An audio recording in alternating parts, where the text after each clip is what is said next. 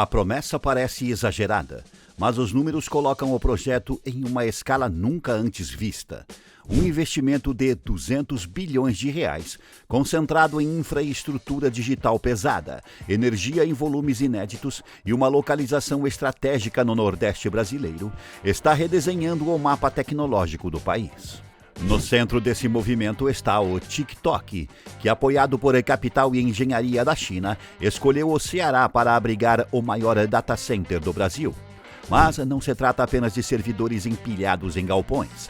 O projeto envolve redes de transmissão de dados de alta capacidade, consumo energético comparável ao de cidades inteiras e uma posição geográfica que conecta 5 continentes. Neste vídeo, você verá como esse data center será construído, o quão grande ele será e como a China vai redefinir o Brasil no cenário global de tecnologia de ponta. O número que realmente define esse projeto é 300 megawatts, algo que transforma o data center em uma infraestrutura comparável à cidade de João Pessoa inteira, com mais de 900 mil habitantes, funcionando sem pausa, 24 horas por dia, 7 dias por semana. Mas, por outro lado, um complexo dessa natureza não pode oscilar, não pode desligar e não pode depender de improviso, porque cada variação mínima de energia se reflete diretamente em diversos sistemas globais de vídeo, armazenamento e processamento que operam em tempo real para milhões de pessoas ao mesmo tempo.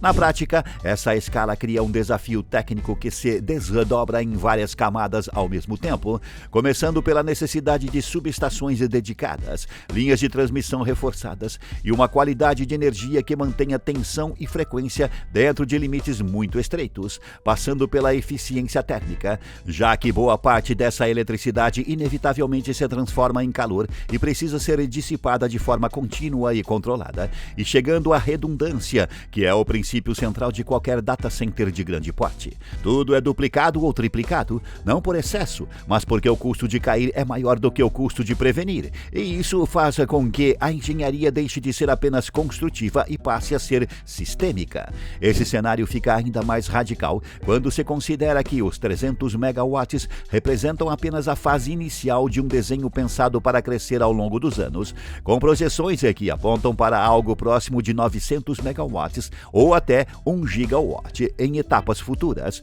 o que empurra o projeto para uma categoria raríssima no mundo. Um data center que nasce com essa ambição não puxa apenas obras dentro de seu terreno, mas desencadeia investimentos fora dele. A escolha do Ceará se encaixa exatamente nessa lógica fria de escala e infraestrutura, porque o complexo do P100 foi concebido para receber indústria pesada, com grandes áreas disponíveis, acesso portuário e um enquadramento jurídico específico por meio da zona de processamento de exportação, que permite tratar dados como um serviço exportável. Esse detalhe muda completamente o papel do empreendimento, já que ele deixa de ser apenas um suporte para o mercado interno e passa a funcionar como uma plataforma de exportação digital, conectando o Brasil diretamente a fluxos internacionais de informação. A geografia entra como peça decisiva nesse quebra-cabeça, porque o Nordeste brasileiro ocupa uma posição estratégica em relação às rotas transatlânticas de comunicação, reduzindo distâncias físicas entre continentes e, consequentemente, latências de rede. Mas esse não é o único fator que pesa na escolha do Ceará. A região concentra alguns dos maiores projetos de geração de energia do país, especialmente em fontes renováveis, com destaque para grandes complexos eólicos em terra e uma nova fronteira que começa a se desenhar no litoral, com projetos de energia eólica offshore em fase de licenciamento e planejamento avançado. A partir desse ponto, o projeto deixa de ser apenas uma escolha geográfica e passa a revelar quem realmente está por trás da obra e como esse volume de dinheiro se materializa em engenharia. O data center do TikTok não surge como um investimento direto clássico da empresa em concreto e aço, mas como um arranjo mais sofisticado, no qual grupos especializados constroem e operam a infraestrutura pesada, enquanto o cliente final concentra seus recursos naquilo que realmente importa para a operação digital, que são servidores, sistemas, redes e plataformas. É por isso que o número de 200 bilhões de reais aparece de forma diluída no tempo e, muitas vezes, confunde quem olha de fora, porque porque parte desse valor está ligada à infraestrutura física inicial e outra parte, muito maior, está associada à implantação progressiva de equipamentos, expansão de capacidade e atualização tecnológica ao longo dos anos. Nesse modelo, empresas de energia e infraestrutura assumem o papel de viabilizar o chão do data center, garantindo terrenos, licenciamento, acesso à rede elétrica e contratos de fornecimento de longo prazo, enquanto o cliente hiperescalar entra com os sistemas que efetivamente transformam eletricidade em dados. O capital e a engenharia ligados à China entram justamente nesse ponto, trazendo experiência em projetos de escala continental, cadeias de suprimento robustas e uma lógica de expansão que não depende de retornos imediatos, mas de posicionamento estratégico no longo prazo. Quando se entra no coração técnico do empreendimento, a energia deixa de ser apenas um insumo e passa a ser o eixo central de toda a engenharia. O consumo contínuo de 300 megawatts exige contratos dedicados, previsibilidade absoluta e uma matriz que suporte crescimento sem comprometer estabilidade. É por isso que o projeto está amarrado a novos investimentos em geração renovável, especialmente eólica, com parques dedicados a alimentar o data center de forma quase exclusiva. Mesmo assim, gerar energia não resolve tudo. Um consumidor desse porte impõe pressão direta sobre o sistema elétrico nacional, especialmente sobre transmissão e estabilidade de rede. Diferentemente de uma indústria tradicional, que pode reduzir carga em momentos críticos, um data center hiperescalar não pode simplesmente desligar. Isso obriga a existência de subestações próprias, linhas reforçadas e um diálogo constante com o operador do sistema, porque qualquer desequilíbrio pode ter efeitos em cascata. A obra, portanto, não se limita aos limites do terreno no PCM, ela se espalha pelo território na forma de reforços invisíveis que garantem que a energia chegue limpa, constante e sem interrupções. Na engenharia do canteiro, a obra tende a avançar em módulos porque um data center hiperescalar não nasce de um único prédio, e sim de unidades repetíveis que podem ser ativadas em sequência, e isso já aparece na logística de materiais desde o primeiro dia. Concreto, agregados e insumos de terraplenagem costumam vir na cadeia regional, aproveitando a proximidade de pedreiras, usinas e fornecedores do próprio Nordeste, enquanto estruturas metálicas, cabos e peças industriais mais específicas normalmente chegam de polos industriais de outras regiões do Brasil e entram no cronograma como entregas programadas por lote. O que realmente muda o jogo é o miolo elétrico e digital, porque transformadores, painéis de média tensão, sistemas de UPS, baterias, chillers e, principalmente, a parte de TI, como servidores e componentes de rede, tendem a depender de fabricantes globais e de importação em grande volume. E é aí que o PCM vira vantagem prática, já que o porto encurta o caminho de cargas de alto valor e alto peso, reduzindo gargalos e permitindo que a obra sincronize chegada de equipamentos críticos com a montagem das salas técnicas, como se a construção fosse uma linha de produção industrial e não apenas um canteiro tradicional. Esse mesmo raciocínio se repete quando o assunto é calor. Toda a energia que entra nos servidores sai na forma de calor, e dissipar isso de maneira eficiente é um dos maiores desafios técnicos do projeto. Sistemas de resfriamento industrial de última geração são pensados para operar de forma contínua, com controle fino de temperatura e umidade, porque pequenas variações afetam desempenho, vida útil dos equipamentos e consumo energético. É nesse ponto que entram debates técnicos e ambientais relevantes, como o uso ou não de água em determinadas etapas do processo, a adoção de circuitos fechados de reuso e a busca por soluções que reduzam o impacto em regiões já sensíveis do ponto de vista hídrico. Outro elemento inseparável dessa engenharia é a redundância. Um data center desse porte é projetado para falhar sem parar, o que parece contraditório, mas significa que falhas individuais não podem interromper a operação.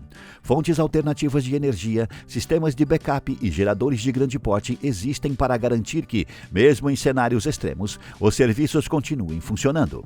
Essa camada de segurança adiciona complexidade, custo e debate ambiental, mas é considerada inegociável em infraestruturas que sustentam plataformas globais de comunicação e entretenimento. Quando se compara esse projeto com outros data centers em operação do Brasil, a diferença de escala deixa de ser abstrata e passa a ser objetiva. Hoje, um dos maiores campi do país é o Ascente em Vinhedo, que soma pouco mais de 60 megawatts de capacidade, distribuídos entre vários edifícios e atendendo dezenas de clientes ao mesmo tempo.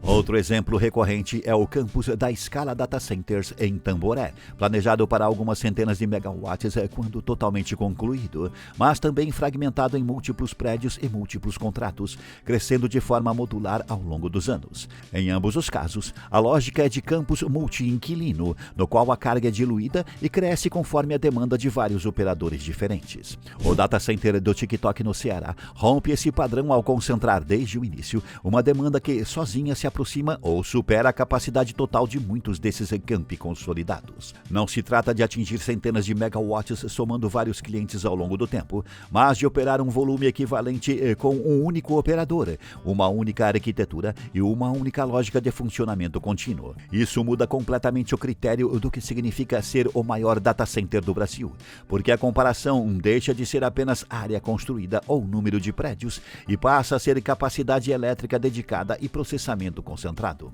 Essa diferença explica por que o projeto chama a atenção regulatória em um nível incomum. Um campus tradicional se encaixa na malha existente e cresce aos poucos, enquanto um empreendimento dessa magnitude exige adaptações imediatas no sistema elétrico, na transmissão e no planejamento territorial. Um consumidor dessa escala não se comporta como mais um usuário da rede, mas como um elemento estruturante, capaz de influenciar decisões de investimento em geração, linhas e subestações. A partir desse ponto, o debate deixa de ser apenas técnico e passa a ser estratégico, porque o país começa a ser visto não só como um mercado consumidor de tecnologia, mas como base operacional de uma plataforma global. No impacto local, a comparação também é direta. Data centers convencionais geram empregos e serviços, mas um projeto desse porte tende a criar um efeito de aglomeração muito maior, atraindo fornecedores especializados, empresas de conectividade, operadores de energia e mão de obra altamente qualificada. O diferencial não está apenas na quantidade de vagas, mas na complexidade técnica envolvida, que eleva o patamar do ecossistema regional e cria competências que permanecem mesmo após a fase de construção. Ainda assim, existe uma distância clara entre anúncio e operação plena. Diferentemente de data centers menores, que podem entrar em funcionamento por partes, um complexo dessa escala depende de licenças definitivas, infraestrutura energética totalmente sincronizada e testes extensivos de estabilidade antes de operar em carga total. O risco não está no concreto, mas na integração fina entre sistemas críticos, porque qualquer desalinhamento pode comprometer uma operação que não admite interrupções. No fim, a comparação mais honesta é simples. Enquanto os maiores data centers atuais do Brasil crescem e somando clientes até atingir grandes números, o projeto do TikTok já nasce nesse patamar, concentrando em um único ponto uma capacidade que coloca o país em outro nível na disputa global por dados, energia e relevância tecnológica. Mas e você? O que acha da China e do TikTok transformarem o Ceará em um dos maiores polos de data centers do Brasil? Comente. Este é o canal Urbana. Deixe seu like, inscreva-se e assista ao vídeo anterior.